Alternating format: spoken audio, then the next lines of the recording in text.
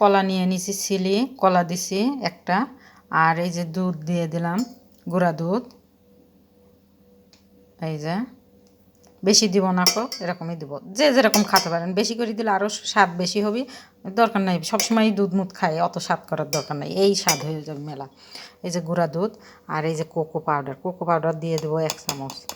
এই যে এরকম 1 চামচ, যেরকম যে যেরকম খায় সে সেরকম দেবেন। এই যে আমি এরকমই দিছি।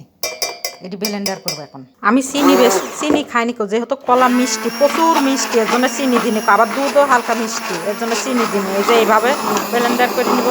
সেই স্বাদ ধুরা স্বাদ, সেই স্বাদ। এই যে এরকম লোভনীয় একটা খাওন, সেই স্বাদ।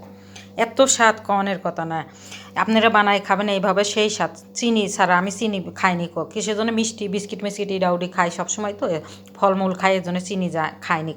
ভিডিওটা ভালো লাগলে লাইক কমেন্ট শেয়ার করে দেবেন, এই মানুষটা পাশেই থাকবেন, বাজে মন্তব্য করবেন না। আসসালামু আলাইকুম।